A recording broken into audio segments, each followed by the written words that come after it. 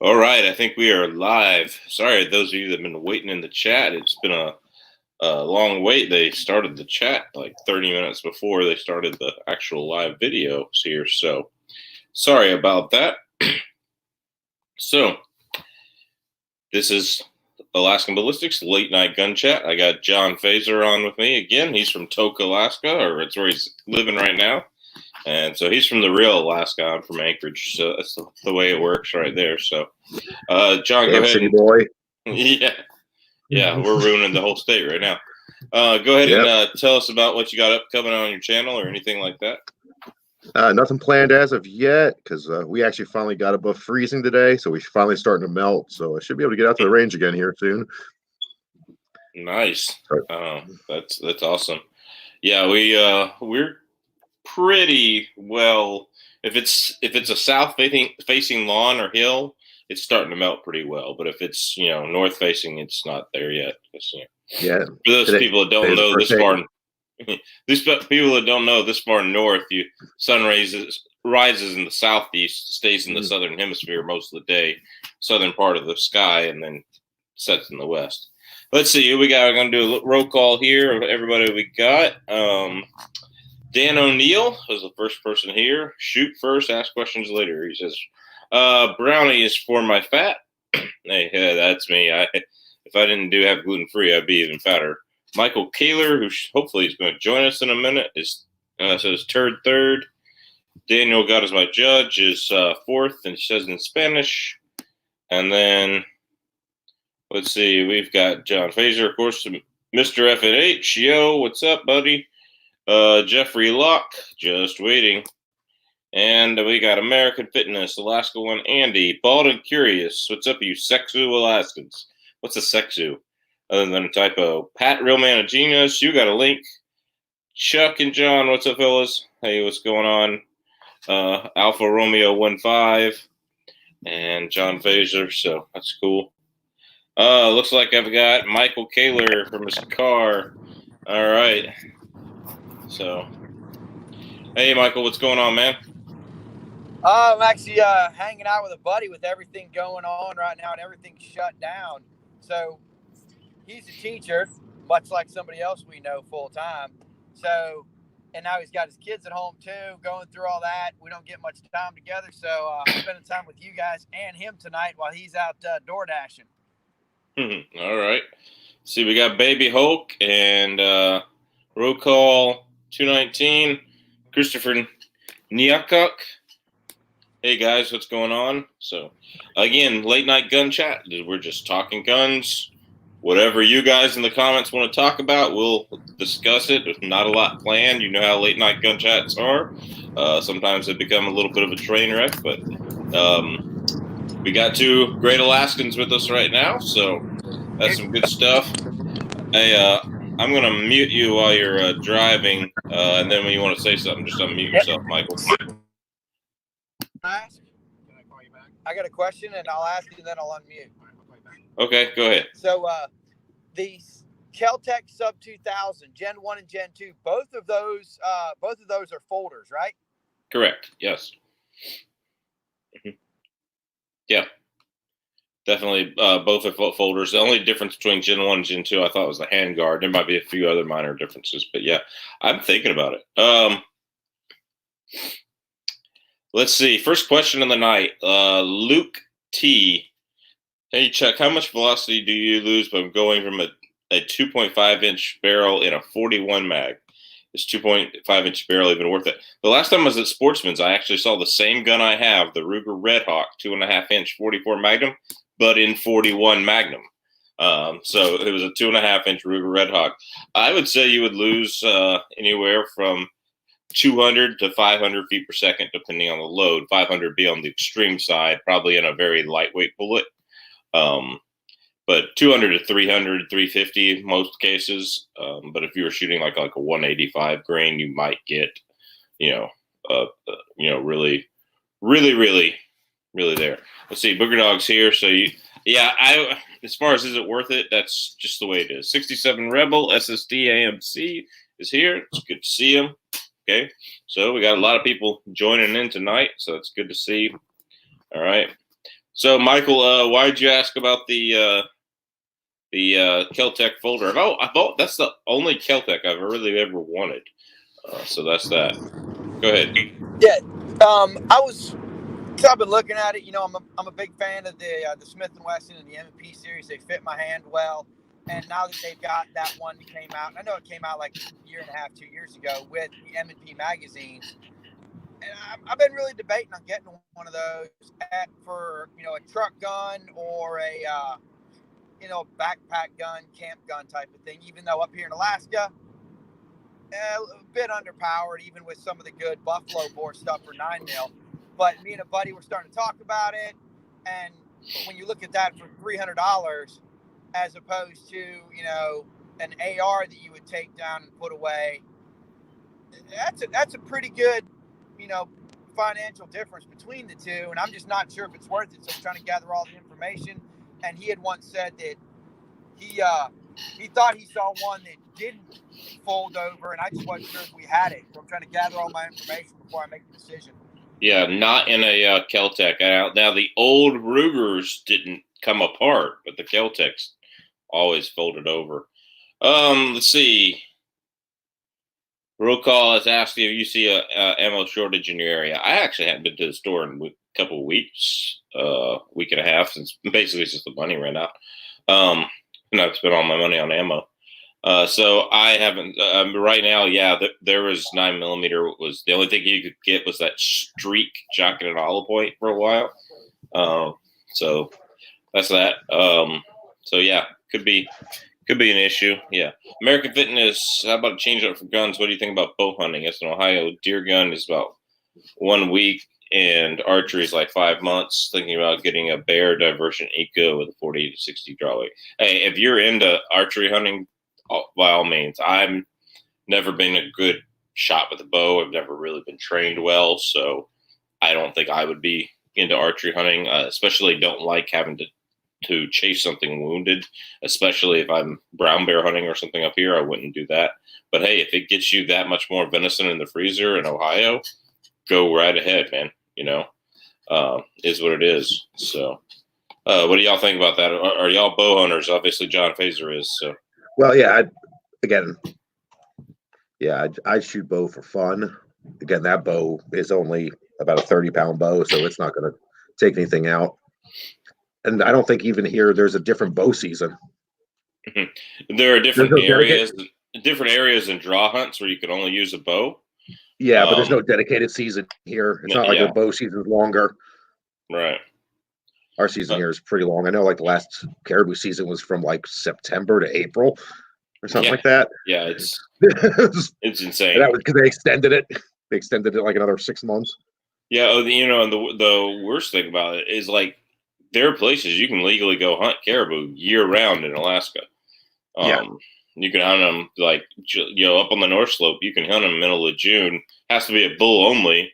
But there are places in Unit 26 where you can hunt them all year long, and for residents, it's 5 caribou per day and all that kind of stuff except certain times of the year when their babies are being born and stuff like that. Speaking of that, Baby Hulk is asking when is the baby due? June 19th. The baby is due June 19th.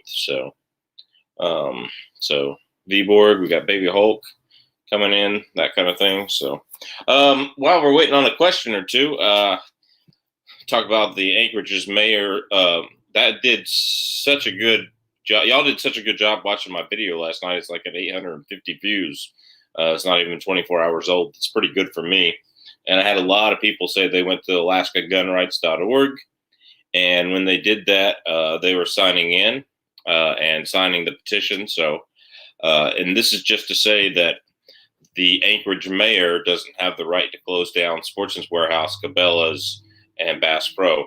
Funny thing is, like a lot of the local shops are still open. Like he didn't cross that line, and nobody's come to the doors with no officers have come to the doors and say you have to shut down. But that's that. Dan O'Neill says he wants a handgun if he wants a challenge. He doesn't bow hunt.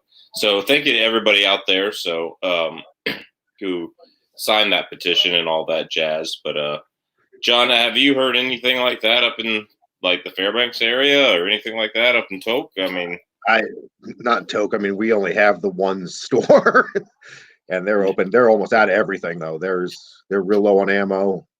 I went to actually go pick up some more magazines today. They don't have any AR-10 magazines. They have plenty of AR-15, but no AR-10 magazines left. Like the other day, like 223, they only had the 40 grain varmint stuff. But I know, like 2 weekends ago, because with that closing in Anchorage with no warning, as I drove to Anchorage 2 weekends ago, rolled into Cabela's parking lot, and it was shut down. It was like, man, I just drove 6.5 hours to get here. That sucks. I would sue the mayor for your gas, that's for sure. So, yo, buddy. All right, yeah. So, in case people don't know what I'm talking about, I'm gonna go ahead and get on there, and let's see. It's AlaskaGunRights.org, and so let me get back here. Share screen. All right.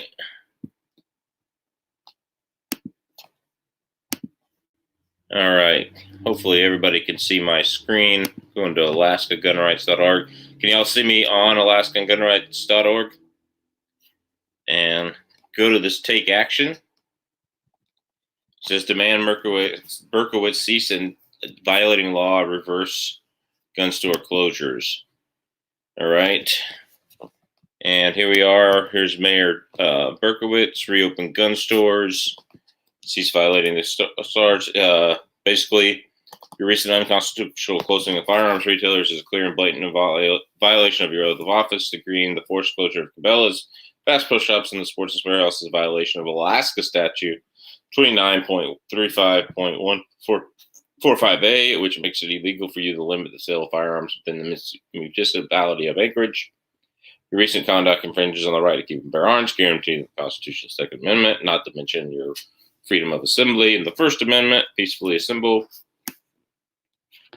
And that's that. So this is what you're signing. Basically, if you go there, I've already signed it. So make sure you go and sign that. All right.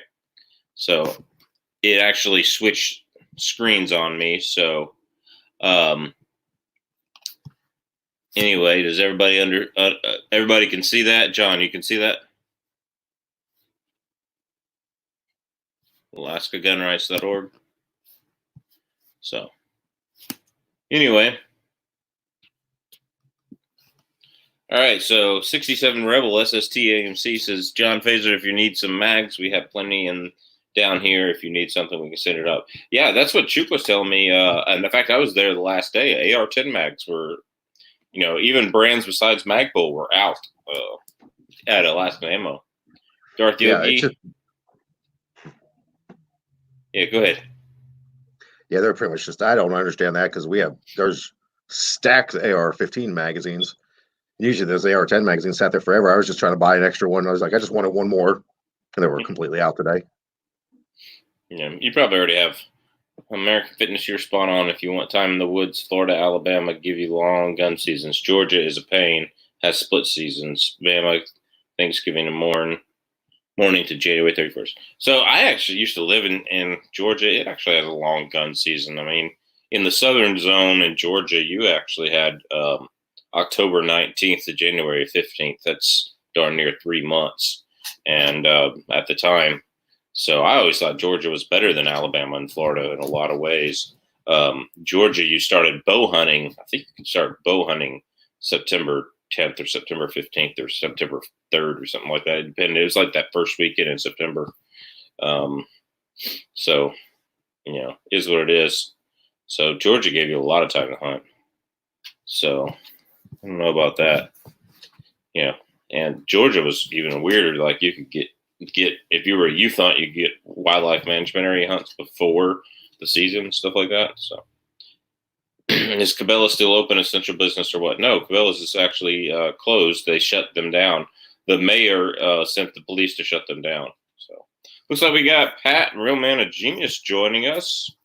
All right, he's put down the Tennessee Moonshine there for a second to join us. How's it going, Pat? Doing well. Just got Diet Dr. Pepper tonight, man. Howdy, Pat. What's going on, John? How you doing, Chuck? Doing all right. So, again, we're just taking questions just like last week and seeing what anybody thinks. Last week they had a lot of questions, a lot of people talking. And this week we're getting a lot. We don't have as many questions.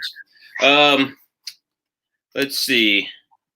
Who is it? Right here. We'll talk about this.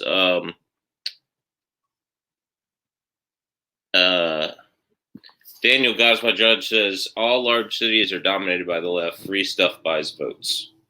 All right. What do y'all think? I think it's the culture of the big cities. I think that's more or less what causes them to lean left. And then also, just one of my observations, the left seems to feel like they're victimized. So if you just watch them, that's what you'll notice. But anyway, those are my thoughts on the left in the big cities. Yeah, I grew up in New York City, and when you live on top of people like that, you want someone controlling your neighbors. That's all it comes down to. That's where the mindset comes from. Gotcha. Is because you live on top of each other. You don't want to have to worry about your neighbors doing anything crazy. You'd rather be like, man, I wish the government would just take care of them. Yeah. Oh, that being said, my neighbors here, I mean, I've called the police on them twice, upstairs in the middle of the night. So. Yeah, like I joke about, it's like I had more people in my graduating high school class that live in the town I live in now. Yeah, I can understand that. The gun snob is, what up, guys? Dan O'Neill, cars versus deer should let landowners have all year to use farm tags if you are 5 miles or less away from a highway with 65 miles per hour or more.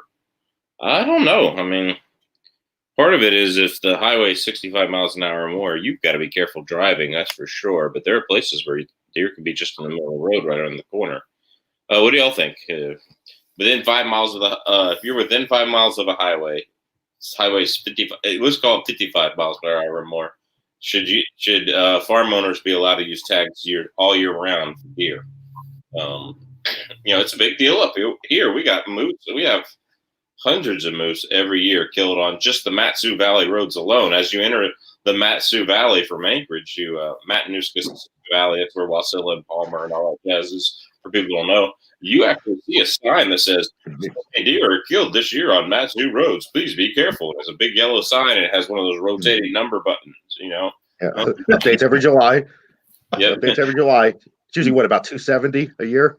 Yeah, I've seen it as high as 340. So, yeah, but 270 is about average. Yeah, I'd call that. Yeah. So. No, something I do have to add about the Cabela's closing. The Cabela's and Bass Pro have merged, and they had two of them here locally that were really close. So what they did was they did close the Cabela's and put up a sign. This was way before the virus. They did close the Cabela's and put up a sign and said, go visit us at the Bass Pro, because they just didn't see any point in having them, I guess, like 4 miles apart. So I've just got that to add. I don't know if that applies to Anchorage or not. No. So our mayor shut down Sportsman's Warehouse, Bass Pro, and Cabela's. Bass Pro and Cabela's are about 5 to 6 miles apart the way the crow flies, maybe a little farther the way the roads are. They're on opposite ends of town. Yeah, they're on opposite ends of town. And, nothing in Anchorage is more than 15 minutes away from anything else in Anchorage, right?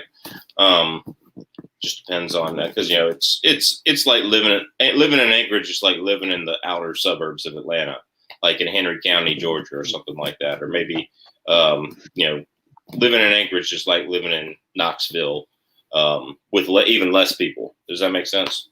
No, or even Chattanooga. So, roughly the same size. About 350,000 people in Anchorage.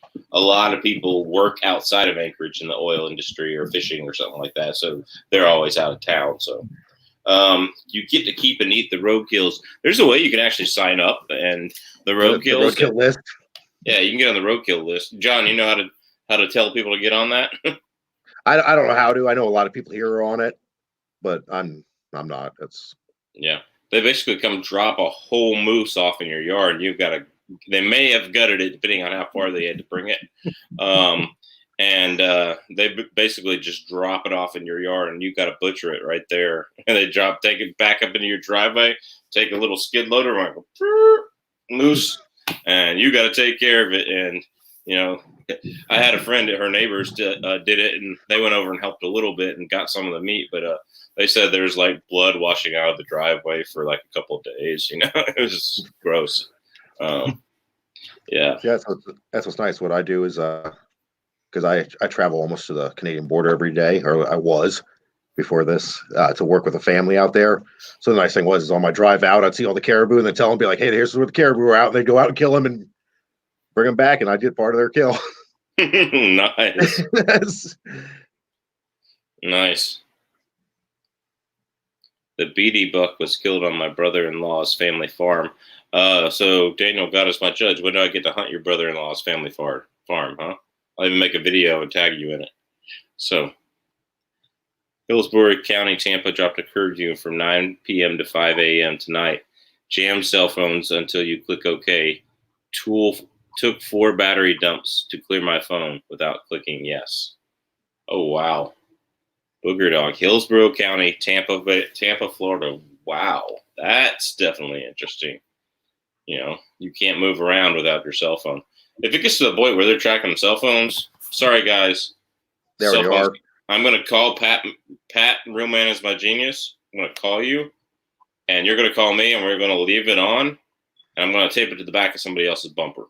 Okay, up underneath the bumper, and then if they're tracking cell phones, because our governor. Oh, go ahead. Go ahead. Our governor did. They've got a cell phone company that's anonymously tracking us, and right there at the first of this month, April, is when he put out his his safer at home executive order. And he said, we noticed that cell phone activity dropped. The traveling. He said, and then we noticed the solid up spike, and that's when he enacted his executive order. But the thing is that's when all your Social Security people get their checks. So naturally, around the 3rd or 4th of the month, that's when they're all out and driving slowly. But yes, they're all out, and that's the highest traffic. So, that was his comment as he saw that. But they're tracking us anonymously. And so a lot of us just started leaving the phone at home or turning location off. Oh, wow. Yeah, if your phone is on, even if the location's off, they can track it. It's not. I mean, if it's got a GPS chip in it, and it does, they can track it. So a lot of us were just leaving them at home. Yeah, why not? Our executive order is so loosely worded. You could just take and leave a fishing pole in the back of your truck and drive wherever you wanted to, because fishing was deemed essential. Yeah, because people eat with it. Yeah, definitely. So. That's like where I'm actually working now, since my normal job is messed up because of this. So I'm now making school lunches, but I'm actually going into a village and it's completely locked down. So I'm the only outsider that doesn't live in the village that they're letting in. So I go in there and make school lunches. Are you guys actually getting rid of your lunches? Or are people coming to get it? Well, we drop them off. But yeah, because we have a list of how many people are in the village that have kids, and we make that many lunches and we ship them out and drop them off for them every day. Okay, because see, locally, basically what it was our schools, they said, hey, look, we'll give you the free lunches, but since it's a government thing, the government funded, they have to get rid of all of it. It's a use it or lose it kind of deal. And so they weren't having enough people show up because they had to get the kids out of the bed, and that just wasn't worth it. And so that's why we're dropping. And that's why we're dropping them off. They had to come pick them up. No one came to pick them up. So we just do a drop off. There's only 50 people that are getting lunches. So, well, I told the wife, I said, just to make sure that we're taking our part, go ahead and drag the boys down there. And then they took me and said, okay, we're finally getting rid of enough. You don't have to bring the kids. So once they didn't bring the kids, they told us, they said there's women pulling up saying that they got, like, each woman in the car saying they got 6 kids. So they were leaving with a dozen or 2 dozen meals, and then they had to stop it and say that you had to bring the children. Yeah. So as soon as they opened it up, they were getting rid of too many. So it sounds like they don't know what they're doing. Yeah. Imagine that, the government. The virus must spread worse at night because we have tons of towns here acting curfews. Why else would a curfew help? SMH, yeah, you're different. By the way, I'm seeing a lot of good little channels out in the side chat, so make sure you go subscribe. The Gun Snob has some awesome videos. I've been sending his videos to the Gun Collective, see if I can get him to be the video, the Gun Tuber of the week or whatever. I did really email John about that because your videos are that awesome most of the time.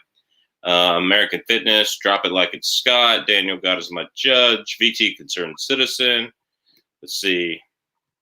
Alpha Romeo 15, John Phaser. All those guys have good. Oh, Pat, Real Man of Genius. All those people have good channels. So, hey, Pat, Real Man of Genius, I have something to discuss with you. Okay. When you started your channel, did you hear Real Men of Genius playing in your head, the song from the Budweiser commercials? No, what it started as an Instagram joke. The Real Men of Genius, the Budweiser stuff. Right. It started as an Instagram joke. So then once I went over to YouTube, it just kind of went over, and then I just decided to abbreviate it to the RMG there just to make it shorter. But yeah, it was inspired by Real Men of Genius. Okay. I miss those commercials. Those were commercials that were worthwhile. Most of the time when radio commercials come on, you're just like, oh God. No, that stuff was a story in its own. Yes, they were hilarious. There's like some on YouTube they couldn't play on the radio. There's like Mr. Pimped Out Ghetto Car Driver. Have you heard that one? It's like, it's like, who needs a horn when you have a sound system that announces your arrivals 12 blocks before you get there? And in the background, he goes, "Here I come now." It's pretty awesome. Yeah. Yeah. And he goes, "There's nothing that sells success like a $8,000 worth of tires and rims on a $400 car." It's like, all right. So it's pretty good. Yeah. Those Real Men of Genius commercials are best. But here's what I'm going to do. I'm going to start a Real Women of Genius commercial. And the first one, because this ticks me off every football season, the first one is going to be Mrs. Almost Supermodel Sideline Reporter. What do you think? Real Women of Genius. Mrs. That sounds okay. Yeah, because she's like, you ask the most obvious questions like, "Coach, do you have to play harder in the second half to win this football game?" And the guy in the background going, "At least I'm still pretty." So, that's where I'm going with this. Maybe I'm crazy, but yeah.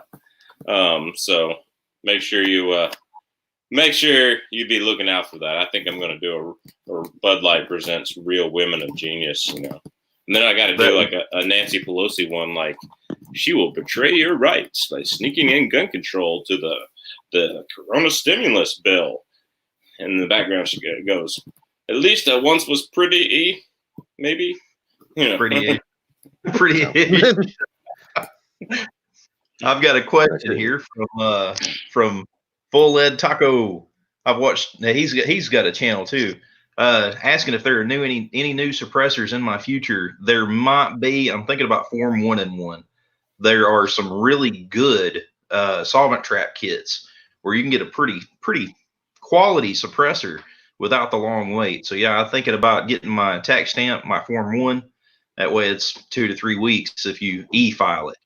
But as for buying a ready-made suppressor, I really don't want to wait 8 or 9 months for another one. Did you hear the bill that's going right now, where that they want to do, if the suppressor form hasn't been approved in 3 months, it's automatically approval? After that, it'd be nice, but I don't think it'll ever happen. But yeah, the HPA, the Hearing Protection Act, was literally shelved when we had the president, we had the House, we had the Senate, we had everything, and they shelved the HPA. When anything, yeah, so Republican in name only, but yeah, when that was shelved, I said, yeah, we'll just. It kind of broke my spirit. But there are some really nice. You can find some pretty decent kits now. They're not just those little 24003 Wix filters. Not those. They've actually got them with pistons and all sorts of stuff. No, cool. Hey, send me a link to the ones you're looking at, dude, later. So Okay. yeah, that and national reciprocity never passes. Yeah, first of all, we have national reciprocity under the Second Amendment of the Constitution. It's a national law, and the supremacy clause in what is it, in Article 4 or Article 5, says that the federal law trumps the other laws. So, California has national reciprocity with Alaska. Nobody's just willing to recognize it, and it's all about your rights. Your rights are what you have, not just what is written on a paper. It's what are God given to you, but it's about what is recognized. So, the U.S. Constitution only recognizes rights. It's things it can't take it away because it never granted them to begin with. Looks like drop a like as Scott working towards another AK. I don't own an AK and I don't own a 1911. Those are the things I need to really correct in my collection.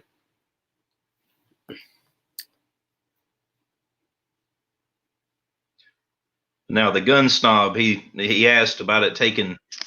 Wait, let's see here. Where was it at? It was coming back that quick. Make sure it's e-file Form 1. I've got a video that I did at the shop just up the road. He gets me all my stuff. Tennessee Silencer. He can actually e-file. So you go up there, fingerprint, photos, e-file, and it's out the door. It's on the way before you can leave. Nice. Yeah, I'm definitely thinking about doing that. I really want to suppress the little 7mm 08 Ruger American I have as well. I want to do that for sure. So I want a 30 caliber suppressor where I can do that or do 6.5 or whatever. So I just went horribly oversized. Yeah. Baby Hulk says 1911 is rule. Yeah, they also drool a lot too. There's so many of them that have problems. I mean, these two guys have both had problems with Rock Island Armory. Try fighting for liberty once it's done. It's impossible, so do not let it happen. Yeah, that's a good point, Jeffrey Locke. Go ahead. Yeah, see, I want to get this thing rechambered in 277 Wolverine and then get it suppressed. Oh, that'd be fun. Yeah, that 277 Wolverine. I actually met the guys who did that. I blame Taco for that. Yeah, I actually met the guys who started that Wildcat round, the 277 Wolverine, out of Georgia, out of Macon, Georgia. I think they called it something different there for a little bit, and then they called it 277 Wolverine. And then they had one that was the 243, necked up to 243 as well. So the 277's Wolverine's nice because you can use the same bolt carrier group. You just need a new barrel. And dies. So. Yeah, I blame you, Taco. Full lead Taco. Yeah, definitely. So yeah, he's got a great channel too. Make sure you go subscribe. So anyway, we've got about 28 people watching. That's pretty good for me. So questions, guys. Questions in the chat. CZ Life. You guys know I bought a CC rifle. That's about it. I don't like the CTZ P10C with just the way I don't like the way it feels in the hand. And I think it would be so much better if I could put the small backstrap in it, but you can't do that in the gun shop. So who would not want an AK-47? Darth Yogi says, name one. I mean, an AK-47 is a great weapon. It lacks a lot of things that the AR has. A minute of angle accuracy. My 16-inch AR that's right over here can do minute of angle accuracy, and the AK can't. And it's got great reliability. In combat in the desert, definitely would want that. If I were in brown bear short range country and I had to pick between an AR-15 and an AK-47, I'd pick an AK-47 with steel ammo. So Vanessa Kitty's here. Welcome, Vanessa. So 7mm is a great round. My son loves his, an American Runluger stainless with a 22-inch barrel. Yeah, I actually bought one for the kid that's coming, Jeffrey. That's a Ruger American blued with an 18-inch barrel and a short stock. So we'll see that. Let's see, AK-47 lacks AR-15. Brandon Herrera enters chat. He's welcome to any time. So I'll take an SKS over an AK. Not me. I've seen too many of them break. I've seen too many SKSs at the gun range and stuff like that. Just choke on ammo. Heavy cleaning rods get stuck cases out and all sorts of stuff. And the detachable magazines are usually kind of crap for an SKS, but maybe I'm wrong. Not a big CZ van. Never shot one I liked enough to buy on expert, except the Scorpion. I do like them. Yeah, the Scorpion's nice. I didn't like the way the safety feels on your thumb and your trigger finger, but when I was shooting it, it was no big deal. So if I ever develop a Wildcat, I want to make a 338 rum necked up to a 375 caliber, perfect for moose, elk, or brown bear at nearly any range. I wouldn't recommend far shots on bears, though. Yeah, I wouldn't recommend far shots on bears with anything. My go-to is the AR, but I have an AK pistol that fits in my backpack. Oh, that's cool. So, what do y'all think? AR versus AK? Carrying it in the woods where you live, what would you rather have? I'm AR. I'm always AR. I'd rather have the AR. Yeah. And I guess you guys are Americans and not dirty commies, so thank you. Yeah. I mean, it's the Yugo of firearms. But I mean, it's it's nice to have a gun that you could beat with a rock to put it back into shape after you fall off a cliff or something. It would still work, but yeah. And that is one thing that's nice about a A2 style stock. If you fall and drop on that A2 style, you don't bend your tube there with the what do you call it? The buffer and the buffer spring in it, and hiking up mountains and stuff in here, you could easily do that pretty easily.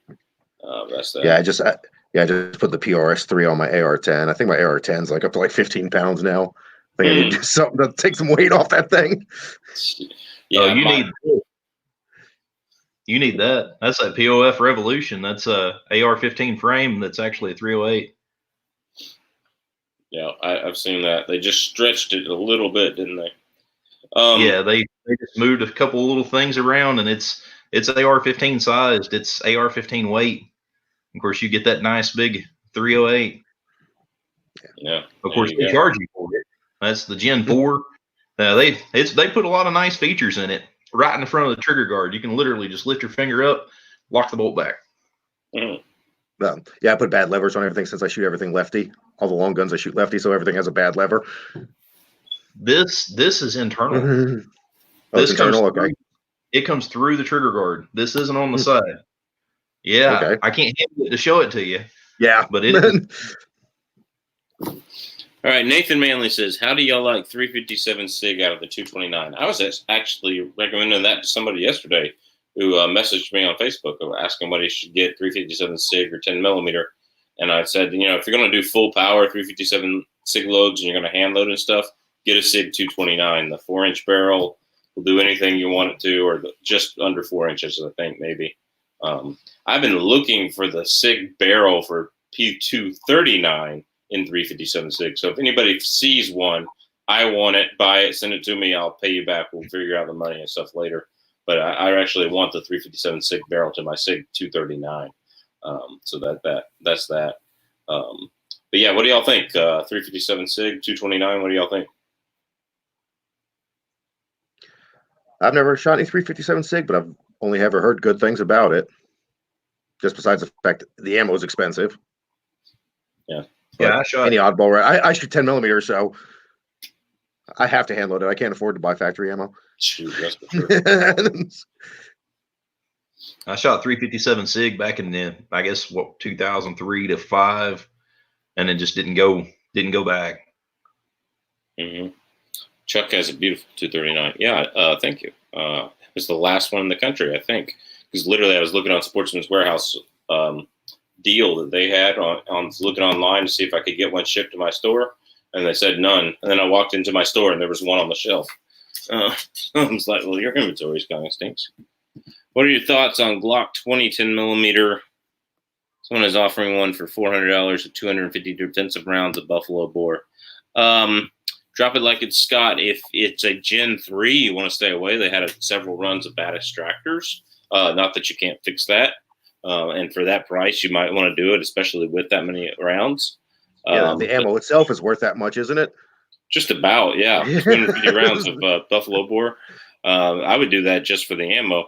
If you're gonna shoot hot buffalo bore rounds in it, you need to put a KKM barrel in it, and so go ahead and stretch that barrel out to 5 1/4, or from the 4.6 or 4.69 or whatever it is on the Glock 20. But go ahead and stretch that out. But yeah, Glock 20 is a great gun. If I were going to buy one new out of the shelf, I would much rather have the Glock 40, just because it is so much easier to shoot. It's so much smoother. The trigger's about 1.5 pounds lighter. The forward heaviness of the weight, we're just really, you get the recoil in it, and it just throws it back down. I mean, it's so heavy that in the front that it's just fun to shoot. And it's not that heavy to carry. It's, maybe like carrying a 5-inch 1911, like maybe it's that heavy.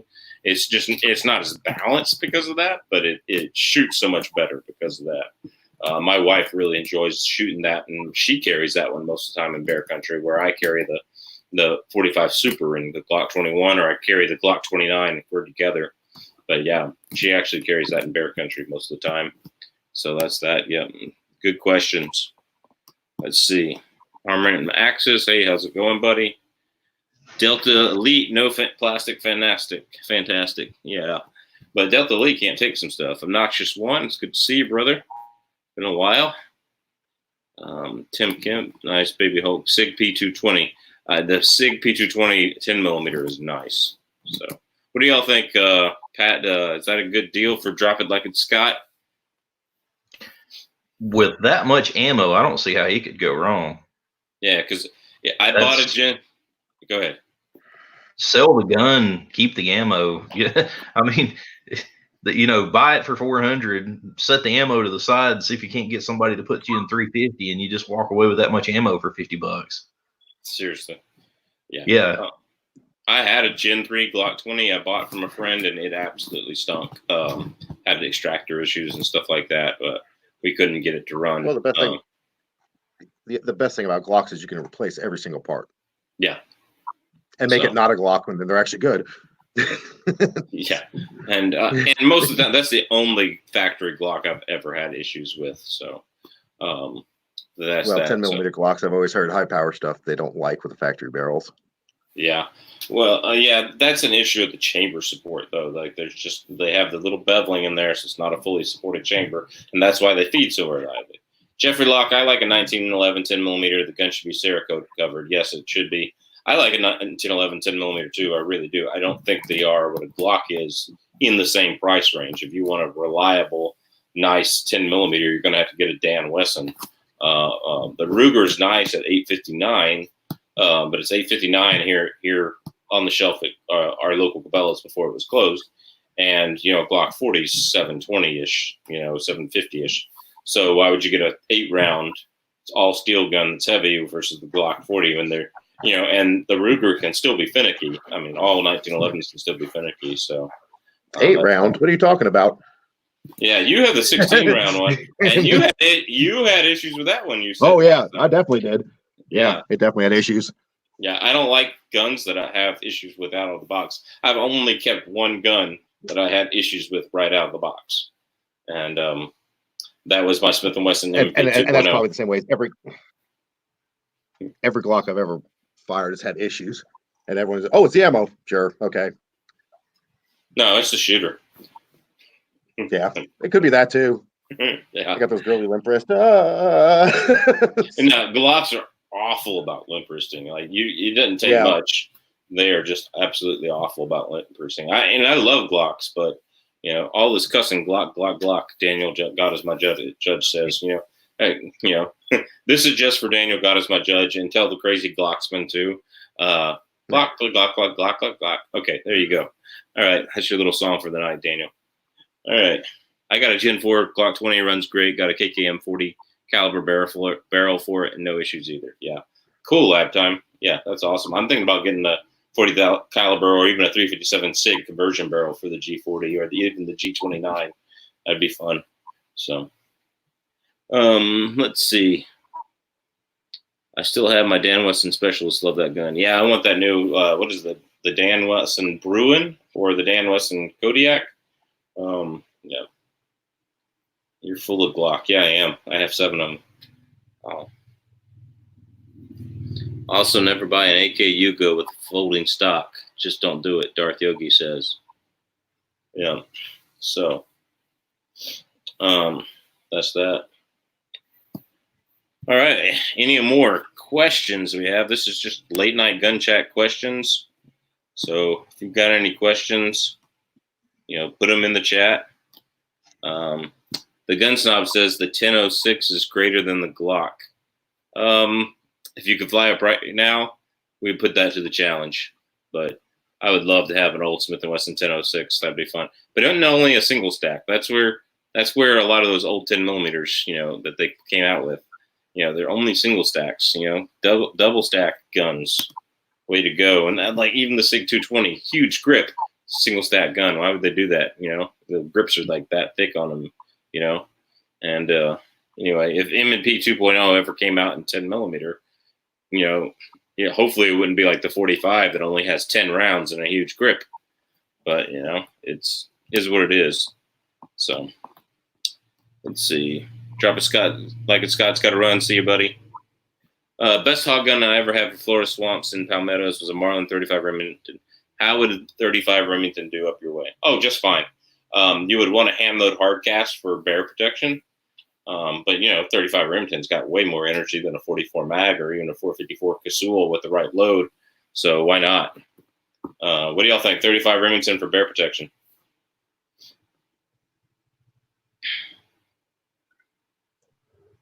I'm sure it'd be fine. I mean, I've heard of almost anything. I mean, even 357. I think I have more bears taken with 357s here for protection than anything. Yeah, I don't know about that. When you try to look up records, see, I can't say Alaska. I can't say even Alaska. Yeah, I can't say Alaska. Probably nationwide, that more bears have been taken in defense with the 357 than any other round. I mean, again, it's like everything, shot placement. People here have taken them with 22s. I wouldn't want to trust it, but it has been done. See, well, last week, wasn't it that news article where the bear toppled the tank, and we looked at the photo, and it was clearly probably a K or an L frame Smith & Wesson. Yeah. Yeah. Okay, so here's something Jeffrey Locke is saying. RIA double stack 10 millimeter use Wilson Combat aftermarket magazines. Does Wilson Combat make an aftermarket magazine for a double stack 10 millimeter? I didn't think so, because the RIA is a paramag, and what I did to make mine reliable is I went and got new springs and new base plates from Dawson Precision for the paramag. Yeah, it's like a +% spring. Actually, prices as a factory one. I use Wilson in my standard 1911s, but I didn't think for the double stack they made a mag. Yeah, Jeffrey, send me a link. Like I said, I think we had that discussion in the comment section one day. But yeah, they don't. Wilson Combat doesn't have double stack magazines, to my knowledge, in 45 or 10 millimeter or 9 millimeter. But correct me if I'm wrong. I'm happy to be wrong. I mean, I think you can modify the STI mags to work, but they're $140, so I don't want to modify that. No, definitely not. Cody Collins, if you could have only one centerfire rifle, what would it be? Mine would be an AR-10 in 308 with a 18-inch barrel, a midweight fluted barrel. That would be my goal. You could do everything you wanted to with it. Out to 800 yards, just fine. Maybe even 1,000. If you know what you're doing, and hunt anything, you could put a red dot on it. It'd be perfect self-defense, bear defense. A good solid AR-10, 18-inch barrel, medium weight fluted. That's the way I would be. Cody Collins, good question. Thanks for watching, man. Pat, we'll start with you first. If you could have only one centerfire rifle, what would it be? I guess I'm going to back you up and go with the 308 as well. That would probably be it. I'll have videos on coming out soon. That POF there. Go ahead, John. Yeah, same thing. I mean, even if you look at my ADC video, that's what I keep in my car with me when I'm traveling out to the border. I just love the fact that we can have variety.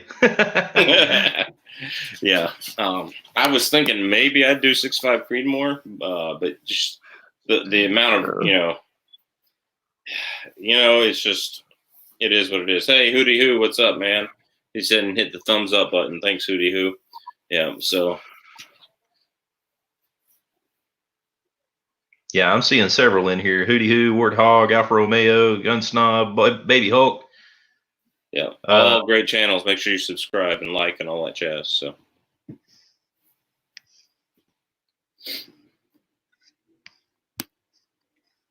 Yep.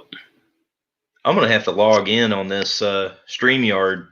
I'm just coming in without logging in. I can't comment with you guys. If I turn the phone on, then I slow everything down so much that my screen gets poppy. I start lagging. Oh, yeah. Sorry about that. No. I think what I'll do before I come back is I'll log in literally and make a StreamYard login. Yeah. So Luke T has a question. Do aftermarket barrels for Springfield XDMs work in the XD? Was told they do, but couldn't find anything on it. I don't know that they do. The slide is shaped differently, and the opening and the port is different in the slide. I don't know. I would say probably not, but I'm not a Springfield guy. The only reason why there's a Springfield in my possession right now is because, I had a viewer send me that 460 rolling kit, So, and I happen to have a friend who lent me the gun. So, Hootie Who says it's hard to pick between 223 and 308 if I could only have one. And if I lived in the lower 48, that would be true. But I have only 223. I don't have an AR-10 right now. But that's that. Nathan Manley says for one centerfire rifle, to do it all for me would be a 30-06 7mm rim mag or 270. And I agree, that would be great for a hunting rifle to do it all, but we're talking about one centerfire rifle that you can own to do everything, like self-defense, home defense, shooting predators, bear defense up here in Alaska, crap hits the fan, Russians invade, zombie invasion, alien invasion, whatever. One rifle to do everything. And I just don't see getting a 7mm rim mag for that, for the home defense part, the self-defense part. Like, I would bug out with my 7mm Magnum, no problem right now, because I know I can take game with it out to 459 yards. I've done it. I know my wife can take guns with game out to 340 yards. She's done it on video. But, as far as, we're in the zombie apocalypse and we're all being, forced to stay inside and all that crap. I know I'd much rather have a 308 semi-auto AR-10. 67 Rebel SST AMC is 300 PRC in abundance up there. No, it is not. I've seen 1 or 2 or 3 rifles in the Cabela's and just, a box of Hornady match ammo here and Hornady ELDX there. And that's the real problem. That caliber is, it's a great caliber. And if you're doing long range 1,000-yard shooting, that is the caliber to get 300 PRC. But it is not, it's just, there's no ammo for it. I mean, only Hornady makes factory ammo that I know about. Could be wrong. And that's that. Nice chat. 7mm 08 is my bug out rifle of choice. Yeah, that's a good one. I mean, there's nothing wrong with a 7mm 08. At the gun stop, looks for bears. Hootie Who said he loves a 7mm Magnum, but he's not grabbing that when someone kicks down the door. I mean, up here, I've actually had a moose at the door, literally right outside the door. That's different. But yeah, generally speaking, not for people. So, Darth Yogi says 40 Super. Have you ever shot 40 Super, Pat? Real Man of Genius? No, I haven't. That's one that I have not came across yet. Yeah, I had a customer when I worked at the indoor range in Atlanta. let me shoot his STI that he had chambered in 40 Super, and it kicked, but it was not much more than a 10 millimeter in kick, and that might have been the most accurate handgun I've ever put in my hands. This, several $1,000 1911 STI, and 40 Super, people shouldn't rag on it. I mean, it's a 45 ACP case necked to a 10 millimeter bullet, so it's like the 357 SIG for the next caliber up, and it's. If you hand load, it's hard to argue with. About that. So, well, now that I'm hand loading, I'll actually get into more out of the norm stuff. Because I'm playing with 44 mag, and I just enjoy it. I take it all the way. I'll take it full hot and then back up, shoot just these little tiny little lead. I call them bunny farts. Full lead taco calls them bunny farts too. But yeah, just take that lead and back them off real slow, and there's no recoil, no noise. The bullet hitting downrange is actually louder than the report of the gun. I know. I still love that video. It's a great video. American Fitness, what do you guys think about push feeds and the 300 Weatherby Magnum, considering the Weatherby Mark V and 300 Weatherby? Before I start guiding in Montana, just wish the Mark Vs were a controlled feed round. The Mark Vs have had great reliability as far as feeding is concerned, so I wouldn't really be concerned about that. I mean, like anything else, it's push feed versus control feed. It's about quality of the components first of all. But if you're in Montana, you are in grizzly country, and if you have to defend yourself from a bear, can you bolt it quickly? If you're the guide, in my opinion, you should be carrying a lever action 4570. Period, and let the hunter have their bolt action to make the long shot, and you're the defender. You're the one tracking it into the woods to make sure there's no bears on it already. Whatever that elk or something is. So just wish the Mark Vs. But the Weatherby Mark V is one of the best guns ever, best rifles ever made. I would not hesitate to buy one. 300 Weatherby Magnum. You get 150 to 250 feet per second more than the 300 Win Mag. When you get into 30 calibers, everything's like 200 feet per second more. 30-06, give or take, depending on loads, 30-06 is about 200 feet per second more than 308. 300 Win Mag's about 200 feet per second more than 30-06. 300 Weatherby is about 200 feet per second more than 300 Win Mag. 300, then you have the 300 Rum. Not to mention there's like a 300 H&H in there and some other weird calibers in there. But yeah, the Mark V is great. I would not hesitate to get that, man. So I would definitely, let me know how that goes for you. Let's see. See if we got any more questions. Yeah, man, I have gone way up too far in the chat. 300 SOM, short action ultra mag. American Fitness, my dad had a custom one built in the 70s and a 25-06 and 243 and a 270. So he must have liked them. Yeah. I'd rather have 300 Rum than 300 Weatherby for cheaper brass. Yeah. The Rum is actually easier to find ammo for on the brass, on the ultra mag. That is something that's there. Booger Dog says, I love 6.5 Grindle. Yeah, there's nothing wrong with that. Best 2-point sling. I'm not a real good sling guy. What do you think, Pat?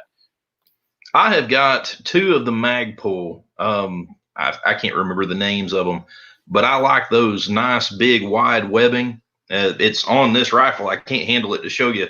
And then I've got it on actually the rifle hanging on the bedpost. And I like the Magpul. There's probably better out there, but that's just what I'm hung up on, just for ease of being able to find it. I think they're around $55 and in every store around here. So there's probably something better out there. But as for it just going on, and I love the little push button detent, it just pops right into most of my rails, and it just works. It's comfortable. Let's see. VT Concerned Citizen says Vickers or VTAC slings. Fresh Fowler says Savvy Sniper slings. That's who Military Arms Channel recommended, and theirs was Savvy Sniper slings. I have a Magpul sling on my AR pistol. I don't have anything on my AR 16-inch rifle. My 20-inch rifle has just like a regular hunting sling on it, just to sling it over your back. And it's got like a deep a point up in the front of the gun and a point in the back that I looped it through the stock, and that's what it has. That's my 20-inch rifle, and it's so stupid. That's one thing I reminded my wife, this paycheck, we got to get slings for our ARs. And the problem is slings, they're like holsters or like women with purses. You have to try it out for a while, see if you like it, see if it matches your outfit and your guns, you know, just like a woman with a purse, just like a holster. Like I tell people all the time, you know, if you buy a holster off the shelf, you're going to try it for a while. And then you're going to see, you know, 6 months later, you're going to say, no, I don't like that holster. I do like that holster, but I want to try this. And it's just like a woman with a purse. And I tell that, and, you know, that's that. And you wind up with a whole drawer full of them. That's for sure. Holster drawer. My slings are less than $10 from Tractor Supply, says Hootie Hoo. There you go. Full Ed Taco invented the bunny fart. Warthog71 says, yes, you know.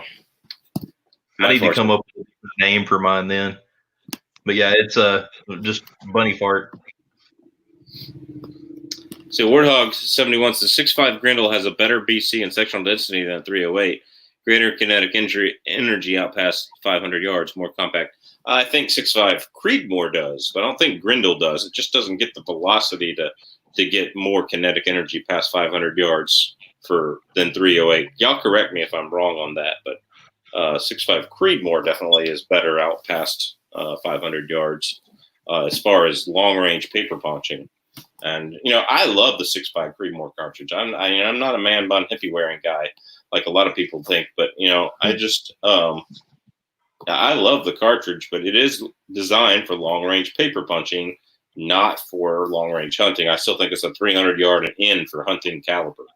I just don't think it's, you know, I would stretch it personally to 4 if I had the right loads in there. But that, other than that, 400 to 500 yards, maybe on a caribou to deer-sized game. But, you know, black bear, 200 yards. They're a lot tougher than caribou. You know, even, you know, if you were in a brown bear, headshot only, you know, that kind of thing. 6.5 Creedmoor, that's that. So, yeah. Grendel is moving 1,900 feet per second past 500, still super past 1,000. Okay, maybe I'm wrong. See, I'm still waiting to see if 277 Fury gets more popular, because if the military is going to adopt it, it should become more popular. And something that's more or less a 308 size case, it's 80,000 psi. Interesting to see if they can do that in an AR. I don't think so. 80,000 psi is going to really push that bolt and carrier group. You know, those you'd have to probably put a gas block on it and choke that thing way down. Because again, it's more or less it's a stainless steel case, so the case should take it. Yeah, I don't know. That's just a lot. So here's confusion between velocity and kinetics. 6.5 Grendel supersonic out to 1,200 yards, the benchmark. Wow. I have handmade 550 cord slug rifles through Afghanistan, and if it's all you have, you're very grateful. Yeah, that's true.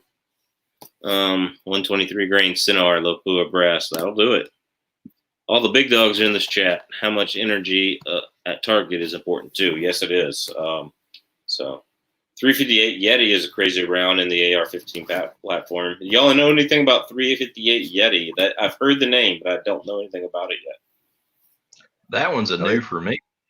It's the same people that did the Wolverine. I think that's full of talk. We can't like actually shoot like standard rounds. Is he allergic to like say 270? Full lead talk. Yeah, are you allergic to like 270 Winchester? Yeah, he's allergic to just like ammo you can buy at a store. I don't know anything.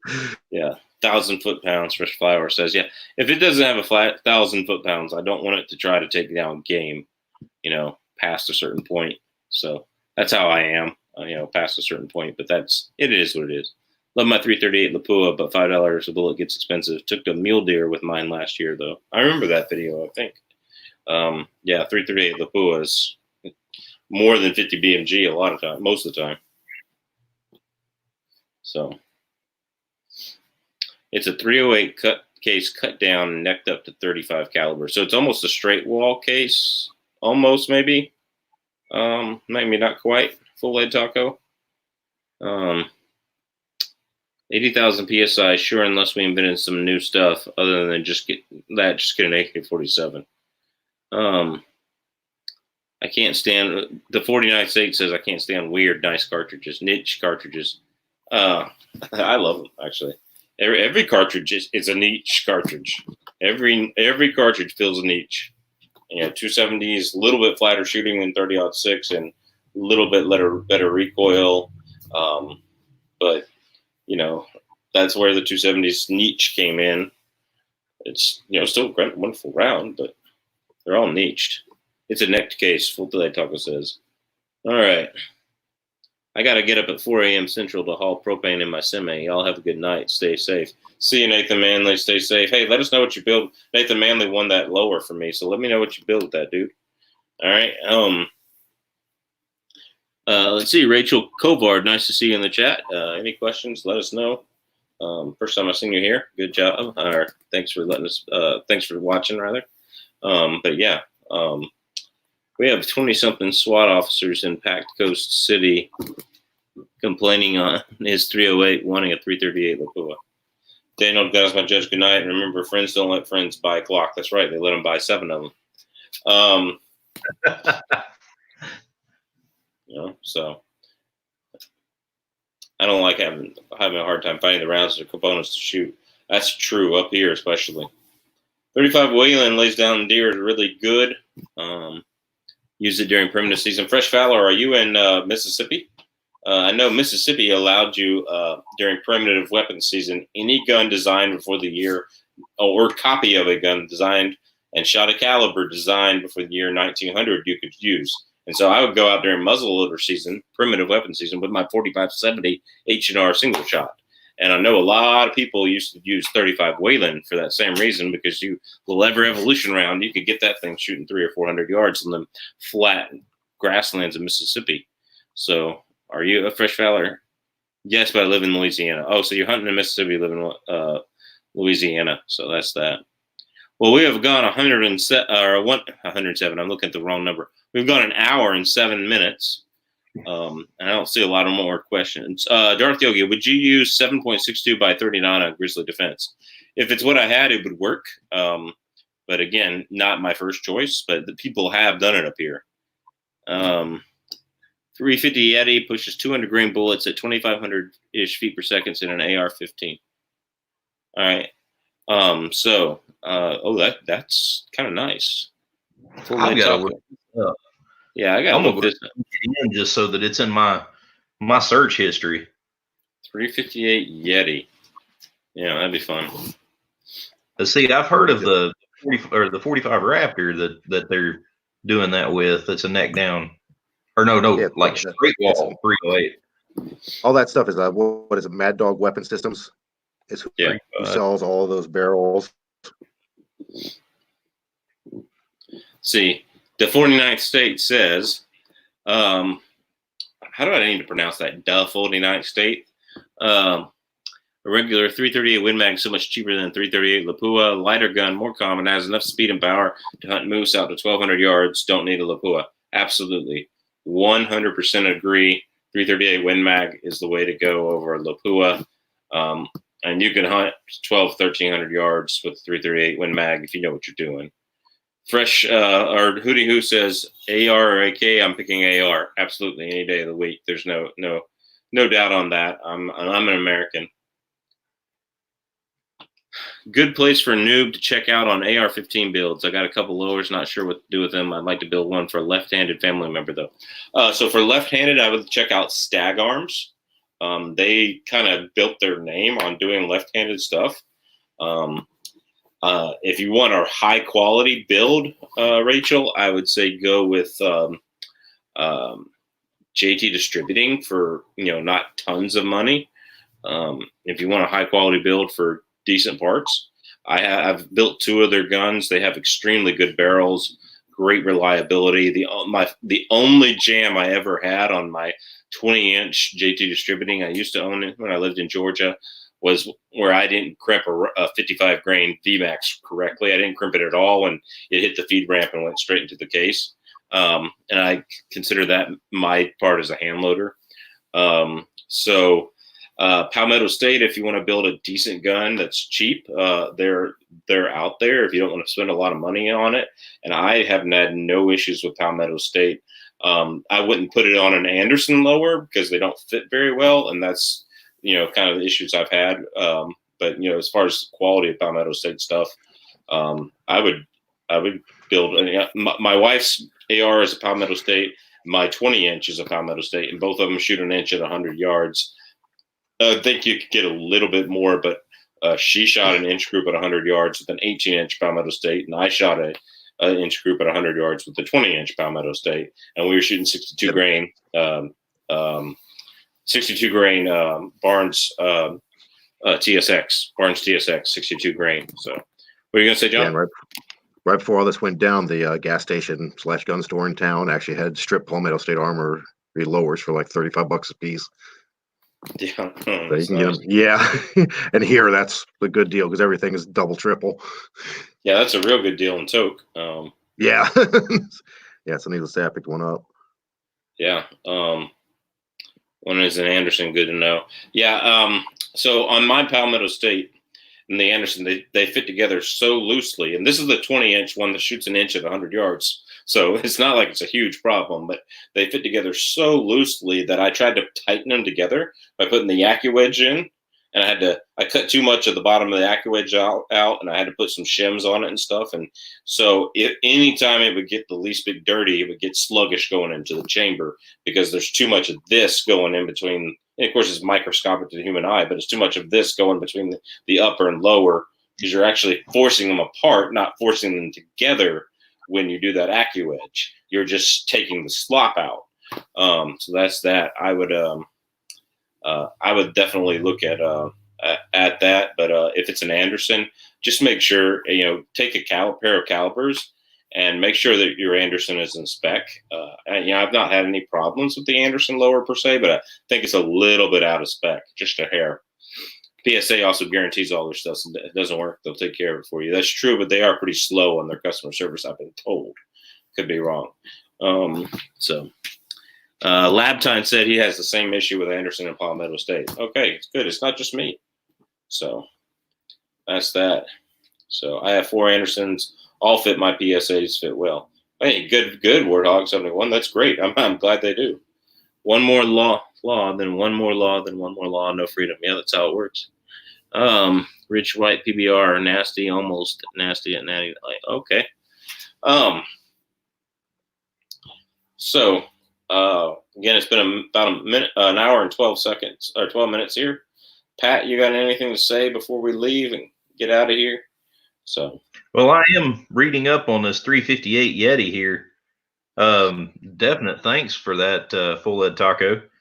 I was sitting here reading on it. I should have done the math, but actually what it says is you can actually take a 38 special or 9mm bullet and load them up for, training. And this thing is versatile, but you take the 308 NATO brass. They want NATO brass because it's the thickest case wall. And, it's shortened to 1.646 inches. And then, of course, you're buying your 358 bullets. And for lighter loads, you can load up, like a 158 grain 38 special. That is pretty neat. That is pretty neat. Nathan Manley says, to answer your question, just to be sending pictures as soon as it's built. Just got the funds available to start it. Going to call her the Palmetto State Pig Puncher 60.5 Grindle 18-inch and M4 style stock. There you go. Yeah. So Nathan Manley, I'll be happy to see it. And, if you ever get to fly up this way, bring it with you. We'll do some ballistics videos on it. I'd love to get a hands on 6.5 Grindle to do that. So, I still need to make a video on mine. Full Ed Taco says, yeah. Spear hot cores are great. I bet in that 358 Yeti, that would be a nasty round. Spear hot core. Oh, yeah. All right. So we're going to get out of here. Looks like John Fazer's internet is doing the toke thing again. Oh, there he is. Nope. All right. Nope. No, yeah, sorry. I was trying to get the dog back upstairs. All right. So, anything coming up on your channel, John? No, not until it melts a little bit more. Okay. Well, make sure you're subscribed to John Phaser, Real Man of Genius, Pat, Real Man of Genius. Make sure you're subscribed. Hey, everybody that's in here, Rich Wright, Full Lead Taco, Warthog 71, all Hootie Hoo, all these guys have great chats. So make sure you're in channels and videos. Make sure you're subscribed. Alfa Romeo 15, Armament and Axes. You know, a lot of good channels in here watching tonight, and I really appreciate you guys. Full Lead Taco, Lake View Outdoors. How you doing, man? So, yeah. A lot of good stuff here, and just glad everybody's in the chat. And you know, if there's anything else we can do, you know, let us know. Think of your questions for next Monday night. We're all three trying to answer questions, and is what it is. That being said, y'all take care. Have a good night. We'll see you at the range. And man, I feel like there's something I'm missing here, but. One thing I want to tell everybody is Pat Real Man of Genius has already done this, but if I've sent you the 10mm song, I need your clips as soon as possible. I want to get that video out this weekend. Hey, Mystic Guns, how's it going? We're just about to leave. But if I've sent you the 10mm song, I wrote a little silly song about the 10mm and about Chook. And so I think, you know, a few people were going to get back to me on that, but it's kind of funny. So if you wanted a little clip of you singing along with the song, let me know. I've Instagrammed it to a bunch of people. I know Hootie Hoo said he was going to do it, so try to get back to me on that and all that. So anyway, God bless. Take care. We'll see y'all at the range. Yeah, Y'all have a good In broadcast.